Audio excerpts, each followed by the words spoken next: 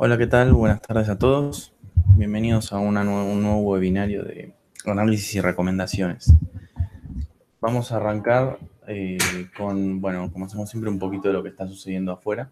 Sabemos que digamos, el mercado americano se encuentra en un proceso de suba de tasas que viene sucediéndose ya hace un largo rato y que esto va a estar continuando durante las siguientes un año quizás. Yo acá les pongo abajo a la derecha, fíjense que tenemos las probabilidades de suba de tasas.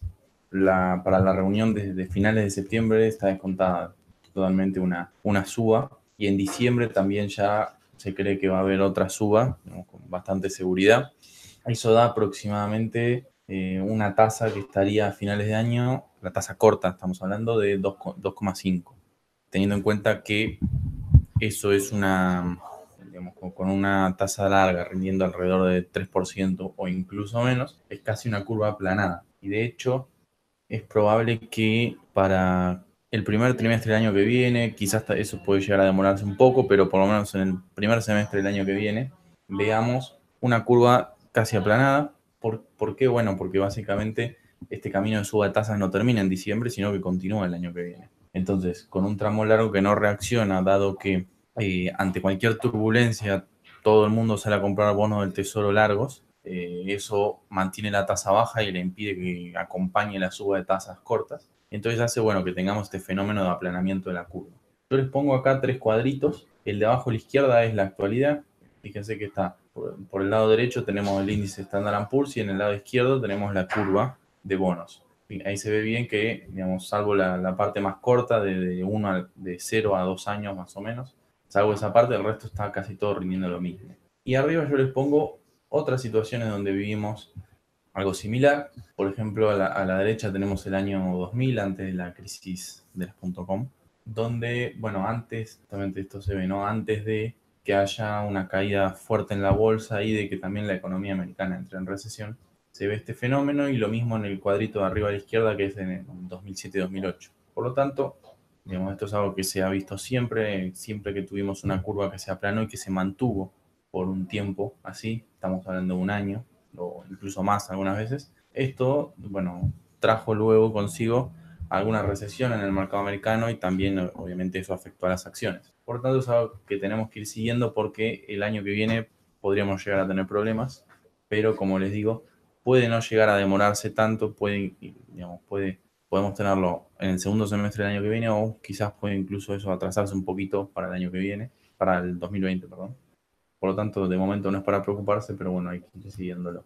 Esto es un gráfico que trata de mostrar lo mismo que estábamos viendo recién, pero ya histórico, es decir, viene desde los años 60 y ahí pueden ver los spreads, es decir, la diferencia entre lo que rinde un bono y el otro, en las líneas azules, rojas y verdes. Y lo que se ve es que cuando esas líneas llegan a cero, en el eje izquierdo se ve eso, digamos, luego hay algún tipo de corrección o recesión, que es lo que está marcado en gris en Estados Unidos. Por lo tanto, bueno, ahí se ve bien cómo a veces se demoró bastante este proceso. Por ejemplo, para la crisis del 2008, ya en 2006 se había aplanado la curva. Tuvo 2 años casi aplanada. Entonces, por eso les digo que es algo que puede darse de acá a un año o puede incluso demorar más y pasarse a 2020. Pasando a Argentina. Bueno, no sé si lo siguen en el día a día ustedes, pero hoy digamos, los bonos argentinos cerraron bastante bien, es decir, tuvieron una suba fuerte que no se veía hace un par de días de $2 más o menos en promedio, por lo menos los más largos, los más cortos un poquito menos, pero que digamos bueno, da un poco de esperanza para lo que se viene. Sin embargo, bueno, tendríamos que analizar esto más profundamente. A ver, hoy en día Argentina llegó a tener el riesgo país arriba de 800 puntos, ¿sí? Estuvo en 820 más o menos. Hoy eso, durante los últimos 3 4 días, se marcó una recuperación de eso y llegamos a 700 puntos de riesgo país, que sigue siendo altísimo para el rating crediticio que tenemos. Fíjense el gráfico en el que las líneas azules muestran el punto donde hoy se encontraría Argentina. Argentina es B más de calificación crediticia y fíjense que todos los países B más les corresponde un riesgo país de 400 puntos básicos aproximadamente. Hoy estamos 300 puntos por encima de eso. Es decir, el rendimiento de los bonos actuales estaría descontando una especie de super baja de la nota, que Argentina pasaría de ser B más a ser triple C, que es algo que nunca se da, es decir, esos cambios bruscos no se producen, y mucho menos en una situación como la actual, que no es de catástrofe. Por lo tanto, sí es probable que se pueda dar alguna baja en la calificación, eso no hay que descontarlo, por ejemplo, que nos bajen a B, pero de todas maneras, bajándonos a B, el promedio de rendimiento o de riesgo país ahí es 450 puntos básicos, es decir, seguimos estando por encima de lo que deberíamos. Yendo hacia qué esperar de acá las próximas semanas, hay que tener en cuenta que la próxima semana es la semana, yo diría, clave, una de las más claves que que va a tener Argentina este año, y que va a definir bastante su futuro. ¿Por qué? Bueno, tenemos bastantes sucesos que van a estar, bueno, teniendo ciertas definiciones, ¿no? Ahí tenemos la curva como estaba hasta hace una hora más o menos, así estaban rindiendo los bonos. Fíjense que todavía está muy, digamos, no es muy uniforme esa curva, quiero decir. Sobre la curva hay muy pocos bonos, la mayoría están o muy por encima o muy por debajo. Es decir, hay grandes arbitrajes entre unos y los otros. Pero volviendo a estos eventos clave, ¿qué tenemos? En primer lugar, Macri,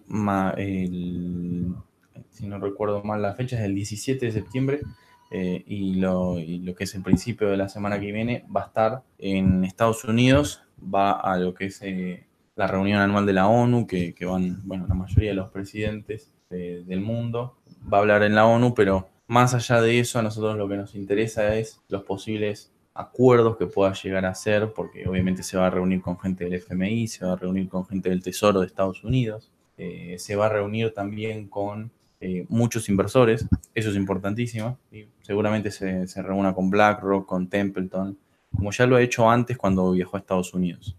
Y es importante ahí, bueno, que los pueda convencer, digamos, del rumbo del programa financiero, del programa económico que queda en el resto del mandato, para que, bueno, ellos vuelvan a los bonos argentinos. No se han ido, pero por lo menos que empiecen a operarlos un poquito más. Después, otros eventos importantes es el tema del presupuesto 2019. Fíjense cómo la simple foto ayer de los gobernadores con Macri, y alguna que otra declaración sobre que el presupuesto estaría bien encaminado, hizo reaccionar hoy bastante bien a los bonos y un poco también a las acciones. Por lo tanto, eso también es un tema clave, por lo menos de cara al exterior, ¿no? Se vira mucho el tema de el armado del presupuesto, y más allá de eso, una oposición que acompañe al gobierno, ¿sí? Recuerden que cuando el Congreso hizo esa jugada de tratar de revertir los aumentos de tarifas y demás, afuera cayó muy mal, porque entendían que era algo propio de algo que no tenía razón de ser, que era totalmente irracional votar algo así. Y había caído muy mal que toda la oposición apoyara eso. Y de hecho, bueno, fue una de las cosas que inició allá por mayo todos los problemas que venimos teniendo. Por lo tanto, es clave también el tema del presupuesto. Y después tenemos otros eventos que por ahí no impactan tanto en el tema bonos y demás, más sí en el tema dólar, pero obviamente que si hay mucha volatilidad en el mercado cambiario, eso también se refleja en el resto de los mercados. Es, por ejemplo, el vencimiento de las LEVAX. Tenemos un vencimiento de casi 400.000 millones de pesos. Es uno de los últimos grandes vencimientos que quedan. Recuerden que a partir de diciembre no van a existir más las LEVAX. Y bueno, es otra prueba más de fuego que va a tener el gobierno, o Caputo, mejor dicho, para bueno, ir desarmando esa bola sin que impacte fuerte en la economía. Entonces, buenas resoluciones de estos eventos podrían permitir que los bonos compriman un poco más de spread, y vuelvan a valores un poco más razonables, ¿sí? Es decir, bonos tramo corto que se acerquen al 10%, incluso tal vez que lo perforen, y bonos como el DICA, que bueno, también estén un poco más cerca del 10% y no tan por encima. Continúan, digamos, como decía antes, me olvidé de comentarlo, de momento los bonos han empezado a tener algo de recuperación, y esto se vio bien con el riesgo país, que no, como les dije, que llegó a estar 820 más o menos y bajó a 700. Y lo mismo el precio del C10, que es el seguro contra default argentino, que bajó de 840 a 690. Por lo tanto, bueno, estamos en camino a una recuperación, pero obviamente no hay nada definido y podemos volver a tener volatilidad y volver a tener problemas. Es clave que se resuelvan positivamente todos estos eventos que les acabo de mencionar. Después, pasando un poquito para ir monitoreando qué pasa en la parte fiscal de Argentina, recordemos que la meta para este año sigue siendo el 2,7 del PBI y la meta 2019, que era 1,3 de déficit, pasó a ser 0%. Recuerden que esto es primario, es decir, sin contar los intereses. Digamos, desde la última charla que tuvimos no ha habido novedades porque seguimos teniendo los valores hasta julio. Ya la próxima semana van a estar saliendo los valores a agosto y ahí vamos a poder ver bien, bueno, si continúan con esta pendiente del déficit, que hasta ahora viene muy bien, es decir, viene encarando para cerrar más en el 2% de déficit que en el 2,7%, pero digamos, hay algo cierto, que es que por lo general en el segundo semestre del año siempre el déficit se desmadra, es decir, se abre la canilla más de lo que se debería, y por lo tanto el segundo semestre siempre es peor que el primer semestre. Pero si vemos que en agosto y septiembre los datos siguen la línea que vienen teniendo hasta ahora, bueno, podemos llegar a tener una sorpresa y cerrar este año con un déficit por debajo de la meta. Por ahí, no sé si en el 2%, quizás es muy ambicioso, pero por ahí en 2,3, 2,4, que eso obviamente sería tomado bastante positivo por el mercado. Pasando un poquito a lo que es acciones y acciones argentinas. Recuerden este cuadro que lo que busca es mostrar la relación entre acciones, o sea, entre el Merval Argentina, medido en dólares, que es lo que está en el eje izquierdo, y el riesgo país, que es lo que está medido abajo. Lo que se ve obviamente es una relación inversa, es decir, cuanto menor es el riesgo país, mayor es el valor de las acciones argentinas. Y esta relación, digamos, marca que hoy en día, para estar arbitrados los bonos con lo que son las acciones, debería estar digamos, el Merval en dólares debería andar en 640 puntos aproximadamente. Y hoy está un poco por encima de eso. Entonces hay que tener en cuenta que todavía existe una brecha importante ahí y por lo tanto lo que quiere mostrar esto es que básicamente para que las acciones empiecen a repuntar es necesario que primero lo hagan los bonos. Y lo que se ve bastante seguido durante el último 1 o 2 meses es que los bonos vienen lateralizando, es decir, están más o menos los mismos valores hace por lo menos un mes, y las acciones te pegan saltos de 10%, 15%, que no son sostenibles con los bonos, y es por eso que a los pocos días, por ahí a los 2 días, de nuevo te vuelven a ajustar otro 10-15%.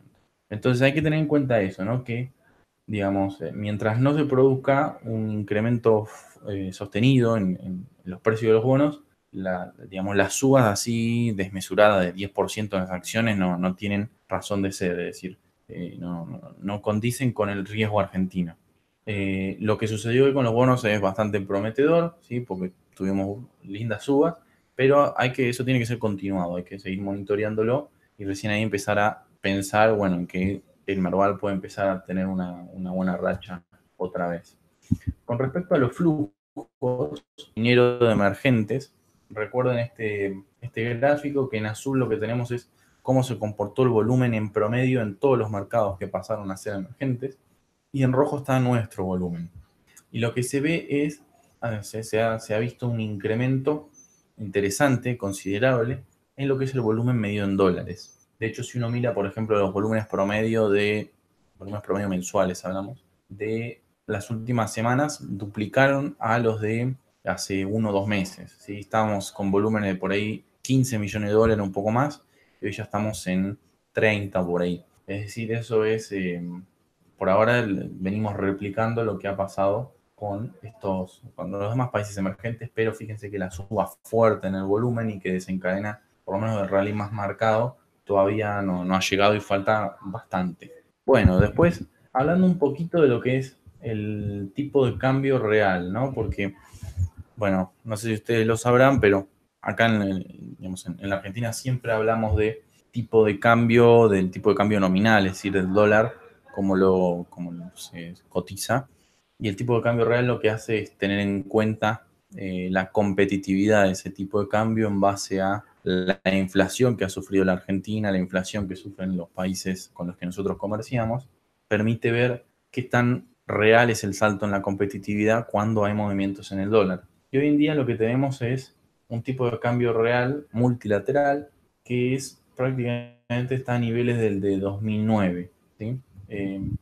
Y está cerquita de los de 2003, 2004, 2005, ¿sí? Es decir, estamos en un tipo de cambio real muy competitivo, pero que hay que ver si se logra mantener, porque obviamente si la inflación que viene atrás es muy alta y el tipo de cambio se mantiene planchado donde está ahora, esa competitividad se la va a comer la inflación. Esa debería no ser la idea. Y después yo a la derecha lo que les pongo es, bueno, un tweet de alguien que forma parte del FMI, y lo que se ve es, bueno, les recomiendo que lo sigan porque tira la verdad muy buena información si están en Twitter. Lo que muestra es básicamente, ha hecho muchas comparaciones entre Argentina y Turquía desde que comenzó toda la crisis cambiaria. Por lo tanto, tiene bastante buen material, y lo que está mostrando es que Argentina, que es la línea rosa, está, digamos, la depreciación en el tipo de cambio, ganancia de competitividad, está, digamos, en línea con lo que es la mediana de otras depreciaciones que han sufrido países emergentes a lo largo de los últimos tiempos. En celeste está Turquía, y lo que se ve es que Argentina, digamos, en comparación con la mediana de todos los países emergentes, sobre reaccionó un poquito, ¿sí? Es decir, está un poquito por encima de lo que debería ser, o por lo menos de lo que fue la mediana del resto de los emergentes. Y por lo tanto, también nos está indicando que quizás este es un valor que, digamos, empieza a ser interesante y bueno, tanto para nosotros como para lo que piensa el fondo.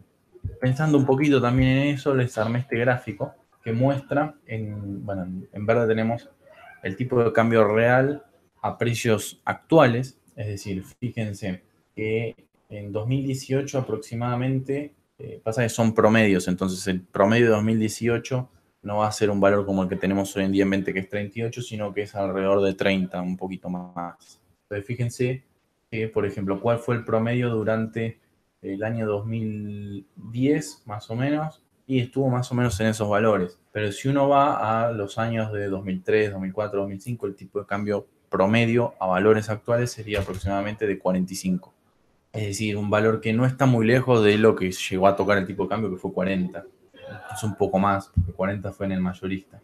Y después lo que les muestro es cómo está bastante correlacionado a eso el déficit de cuenta corriente, medido en porcentaje de PBI, que esto es básicamente los dólares que salen de la economía, y también, bueno, el déficit primario. Pero la idea de esto es mostrarles que si el tipo de cambio real se mantuviese en estos valores, primero este año deberíamos confluir a un déficit de cuenta corriente aproximado de 1,5% del PBI, es decir, un valor bastante bien, pensando que venimos de casi 5 este año, perdón, el año pasado, y que el año pasado y que el año que viene podríamos estar teniendo un equilibrio en la cuenta corriente, o quizá incluso algo puede llegar a estar positiva.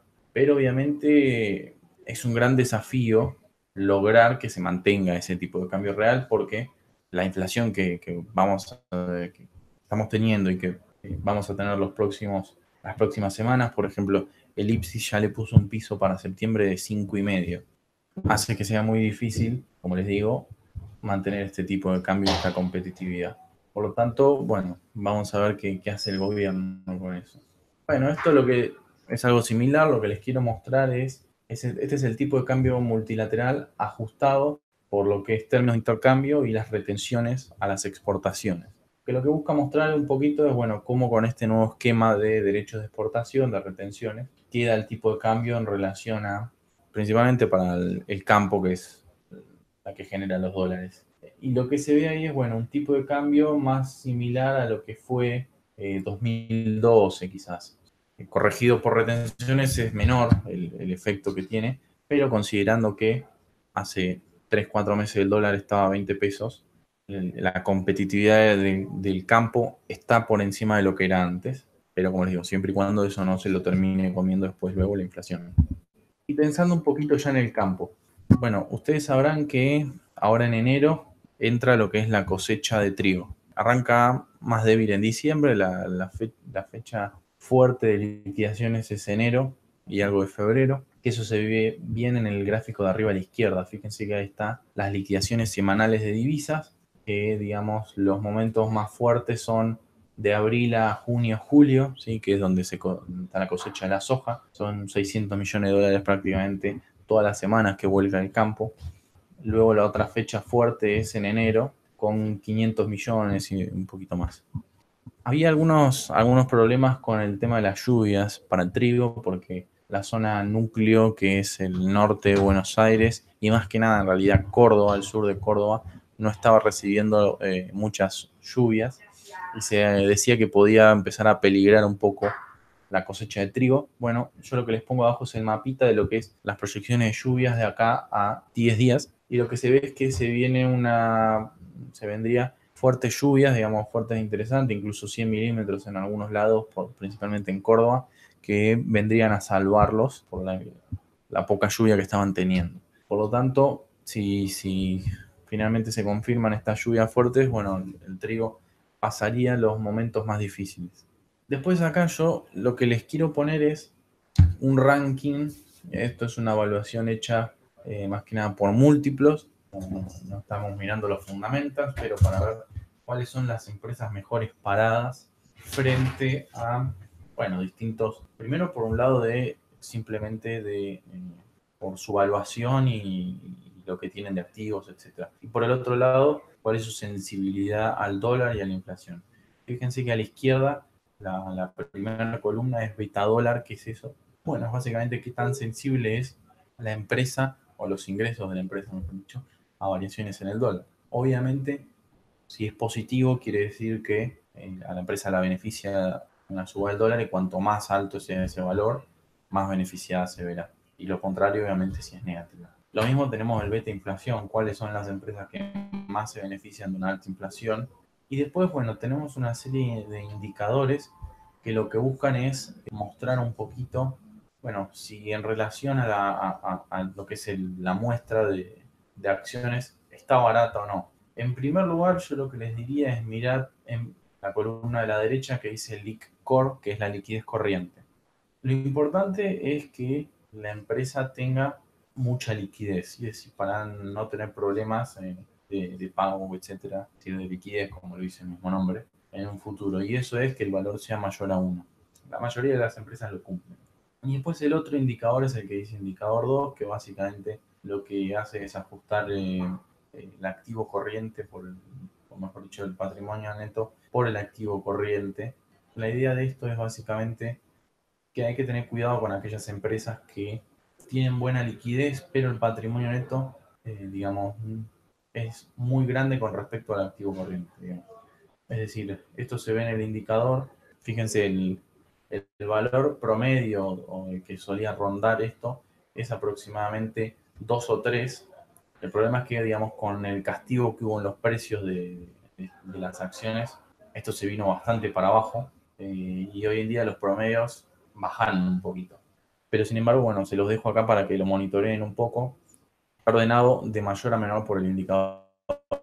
Yo les dejo el listado para que lo puedan ver con más tranquilidad, porque son demasiadas para analizar por acá. Le quiero hacer, bueno, un pequeño resumen, ¿no? A qué darle importancia y a qué no. Y en primer lugar, bueno, la pregunta que suelen hacer es pesos o dólares, que hay que hacer ahí. Y eso va a depender muchísimo de lo que pase en las próximas 2 semanas, principalmente por esto que estábamos hablando de la reunión de Macri en Nueva York con inversores, con el Tesoro Americano, con el FMI, más alguna, digamos, algún otro colchón que pueda haber, o alguna otra buena noticia que se pueda dar. Eso va a ser muy importante porque, bueno, va a estar definiendo qué va a pasar con los bonos y también obviamente con las acciones, porque eso está atado una cosa con la otra, como dijimos. Después, con respecto a la oferta genuina que va a haber en el mercado de cambios, empieza a entrar fuerte en lo que es diciembre. Puede incluso arrancar antes en noviembre, porque este año el tri sembró un poquito lo normal. Pero bueno, noviembre, diciembre, enero son los meses fuertes donde vamos a tener dólares. Y septiembre, octubre son meses donde, digamos, podría haber algunos días con faltante dólares en el mercado. Y es importante que ahí aparezca, bueno, alguien que los satisfaga para evitar lo que sucedió con, bueno, las últimas veces que el tipo de cambio subió 10 pesos con muy poco volumen. Y yo creo que es por eso que el gobierno está tratando de negociar. De hecho, aparentemente ya habría tenido el ok del FMI para poder intervenir en el mercado de cambio sin utilizar el sistema de subastas, ¿sí? Es decir, Esto se vio porque hubo en los últimos días que a veces el Banco Central intervino directamente en el mercado y no a través de subasta. Entonces eso, bueno, podría permitir que en septiembre, octubre no tengamos esos faltantes de dólares por un tiempo. Bien, después, momentos clave en los próximos 30 días, como hablamos, el desarme del EVAX, eso es clave. ¿Cómo se va a tratar? Es muy probable que Caputo coordine con Hacienda para que al vencimiento se liciten más LEVAX, perdón, más letras en pesos, para los que salen de ahí y quieran ir a algún instrumento similar, y también que los esté esperando con algunos dólares para, bueno, básicamente el que quiera dolarizar, poder hacerlo y que no se escape el tipo de cambio. Después, un poquito, bueno, no detallé mucho sobre bonos, etcétera, o acciones, pero lo que yo creo que el view que tendríamos que tener es esperar a la semana que viene, a ver qué resoluciones se llega de todos los eventos que estuvimos mencionando, y luego con eso, bueno, repensar la posición, si es que estamos posicionados. Yo creo que hoy en día lo mejor para estar posicionado sigue siendo el tramo corto medio de la curva, es decir, hablamos de AO20, 24 y quizás un 22, un 23, pero no mucho más allá de eso. Y si vemos que hay buenas cosas que salgan la semana que viene y la otra, podemos empezar a pensar en estirarnos un poquito más en el plazo o pasarnos a acciones. Pero bueno, eso es un poquito lo que les quería comentar. Les agradezco por estar acá. Cualquier duda que tengan, saben que pueden contactar a nuestros asesores, y para los que quieran, la semana que viene tenemos la charla presencial a las 11 de la mañana, el miércoles que viene. Y de si no, dentro de 2 semanas van a verlo a Mauro también por webinario. Muchas gracias y nos vemos la próxima.